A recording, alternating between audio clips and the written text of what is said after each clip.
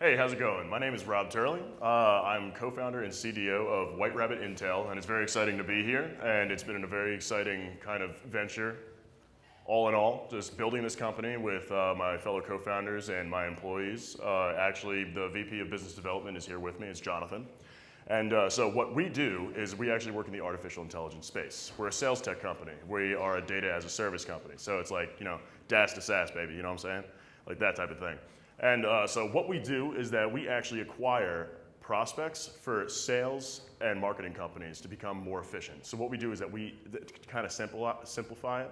We just chop off the top part of the funnel in the sales process. So most of salespeople waste most of their time prospecting as well as qualifying their leads, and what we do is that we make it so that all goes away, that nightmare. So way less time is wasted, and then they get to spend their time on what matters, and what that is making the sale.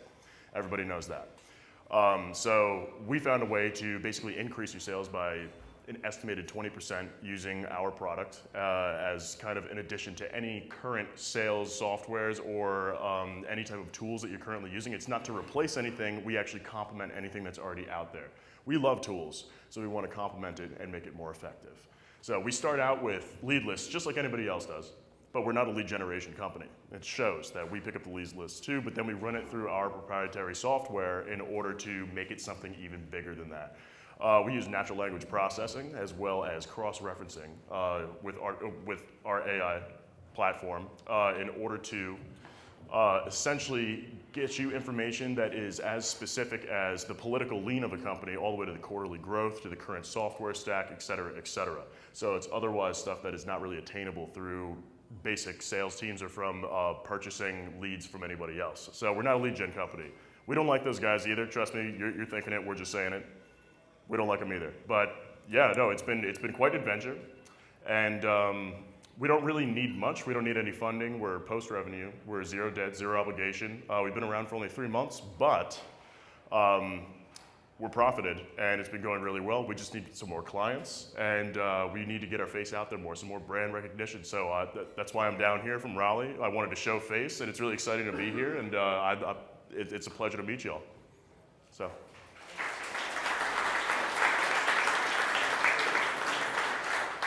That was good. Is this on? Is this no? So, Rob, that was good. Could you elaborate on what your product does? Like, is this software?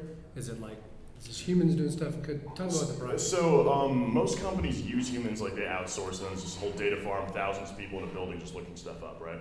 But we actually found a way to automate that. We're full automation of the sales process, prospecting and qualification process. We have actually invented algorithms, that's our IP, in order to be able to do all of this without actually having human intervention. And it's more specific information, and it actually creates data sets in a CSV format in order to be able to upload it into any CRM. You want me to? Yeah, go ahead. Yeah. So I had a question and 2 comments. Oops. My question was, how do we know that you're good at what you do? I think that's an important piece to, for me as an investor, to try to understand whether I need to be paying attention to you or ignore you and pay attention to the next entrepreneur. Right. I would totally agree with what you're saying too, because especially in the lead and prospecting area, there's not a lot of trust in that industry, and that's what we want to bring in. So we're one of the only people that work with you, so we give small sets of data or small sets of sales contacts for you to get based on like over 50 different parameters that we can use in order to find, like imagine, if you will, your perfect client. What are all their attributes? And we take all of that and then we run it through our models, and we find the people who are most likely to buy your product, the highest propensity to buy. Through that, we actually work with you. So let's say like the square footage of the building or whatever it is somehow had a huge connection in the successfulness of the sale. So then the next time we run it, we're going to add that as one of the attributes, one of the main attributes, and then we'll pull more that have that specific attribute, and then work with you to keep making it more and more effective to drive your sales and drive your revenue up. So, yeah. Just one comment on that. Come on, John. He's making me stop thinking. So what I was asking about is not what you do, how you do it, but rather how do I know as an investor listening to your pitch, they are good at what they do. They seem to be good. And by that I mean, if you had a way to measure your success, your effectiveness, it would be good to throw it in your pitch and to say, especially if you have some numbers, we can improve your process by 20%, 30%. We can do this. We can increase revenue. We can lower costs. We can do whatever it is. It would be a useful thing to do. I have a couple of comments, but Chris wants to That's take the microphone. I do have the numbers though, if you need them. So I'm still not 100% clear what your product is, right? So it sounds like you have a big database, and I tell you attributes, and then you come back and say the things in my database that match the attributes that you define in fees. Is that basically it? So yeah, we buy basic lead lists. Whether the information's right or wrong, it doesn't matter. It's just that our system's able to verify it, qualify it, and prospect for you. And then we deliver it as the final product, and then that just kind of takes away the entire top funnel that would otherwise waste all the time trying to find who's going to buy your product. We deliver that. Okay. Yeah. So you go out and buy lists, and then Yeah, just like everybody else. okay, and then you ask me to define attributes, and then you segment these purchase lists on my behalf and give me back information. Right. Right, okay, good. So can you tell me about, you said you have revenue and all that. Tell me about a successful customer. Like, tell me about like a customer story. Oh, so a customer story. I don't know if anybody knows Graham Treacle with One Donation. So, okay, yeah.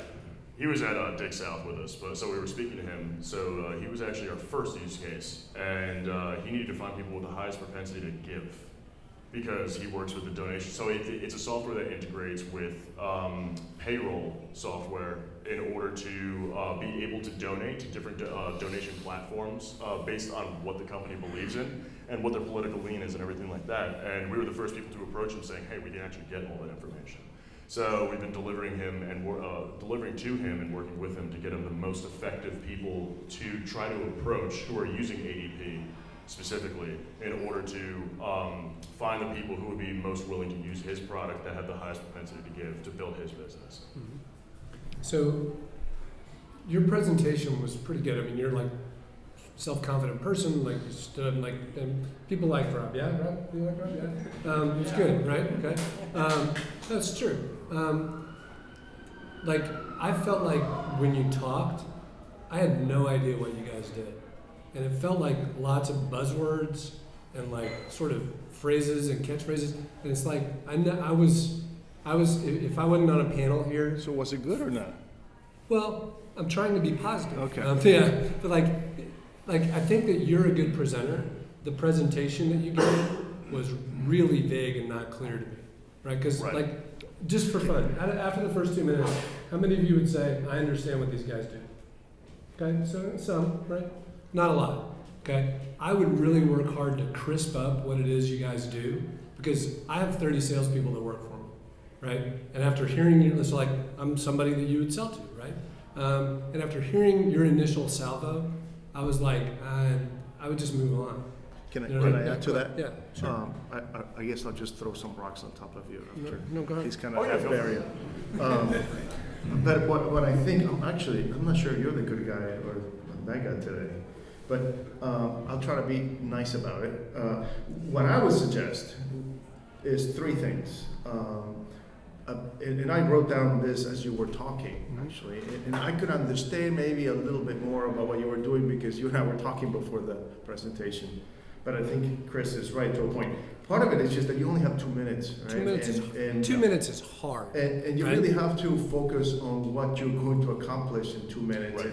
And we said this a lot in other events when we've been here before, that the 2 minute pitch is the toughest because it's the most succinct that you can do, and you really have to have a big impact, otherwise you lose whoever you're talking to. It's the one you have to do the most.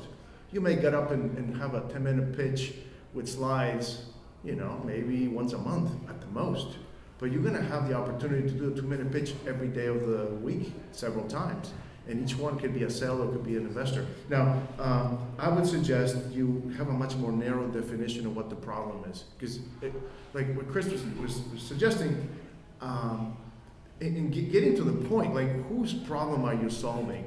It wasn't clear whether you were solving a salesperson's problem, a sales manager problem, what kind of a company it was. It wasn't clear exactly what piece of the problem you were solving. The other one is, how good are you? So you're addressing a problem, but I'm not, even if you just say, okay, I'm doing this, it's not good enough. You gotta say, I'm really good at it. I'm better than most people because of this. And that's where throwing numbers can help. And then finally, as an investor now, you gotta throw a hook that gets me interested in talking to you later. So I think you missed that. Sure. Because the problem that I have is, I will tell you, I see maybe 1,200 companies a year. And pretty much all of them have some artificial intelligence nowadays, no matter what they're doing. So to talk about the fact that you are using artificial intelligence, natural language processing, actually makes it noisy and puts you in the pile, and you want to remove yourself from the pile with other things. So it can be overused, those kinds of things. Yeah, that makes sense. Yeah, thank you. Good. What do y'all want to say to Rob? Who wants to say something? Yeah. Sure. Are all of the prospects or leads that you have, are they pre-generated companies? So, let's say you have 100,000 and then you have 50 preset attributes, or do you create a new set of 50 attributes for every new customer that you have based off of a whole new prospect pool?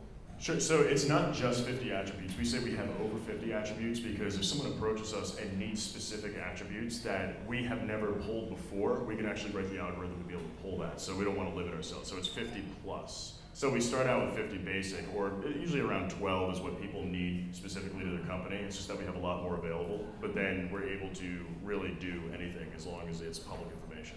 Is it say from the same pool of prospects, or with every new customer, do you create a brand new pool? Well, it depends on what the customer is. If they're in the same vertical, so we have hundreds and hundreds and hundreds of thousands of leads right off the bat, and then a lot of them kind of intersect the verticals. But if we need something more specific, yes, we do get one for that person. Yeah.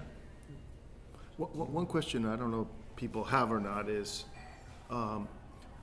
if you tell one of Chris's salespeople, I'm going to help you do this part of your job better. Right. What is that?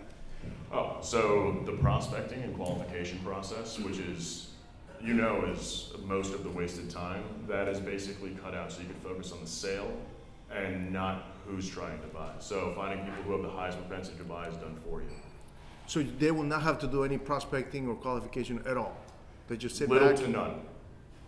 Little to none. Because with public information, sometimes the email is unavailable because they actually, don't want it to be available publicly. So small snippets of information may be missing, so you may just have to find out who that person's email is, but that's a rare case. You ready to buy?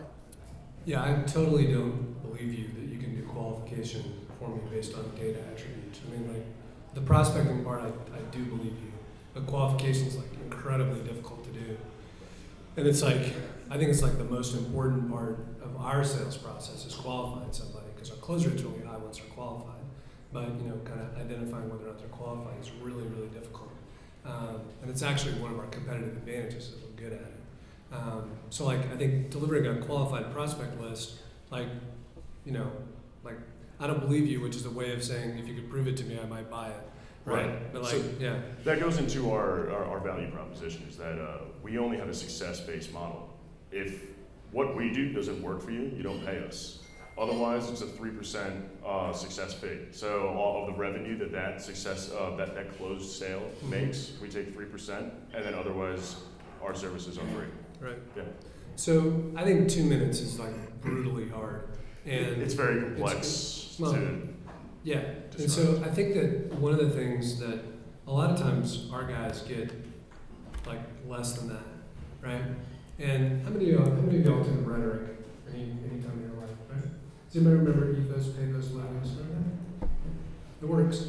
I think that because you're a good presenter and it sounds like you have a good story, you should go look that up. It's ethos, pathos, logos. It's kind of how you do, like, say, persuade people. And I think if you use that approach, you would have had a better first 2 minutes. For sure, I appreciate that. That's good. Anybody else want to say anything? Yeah, sure. I was going to mention the same thing about qualification versus disqualification. By definition, if you qualify certain people, you disqualify others. So that's a hard thing to do, right? To deliver and say, I'm confident that you have a qualified list here.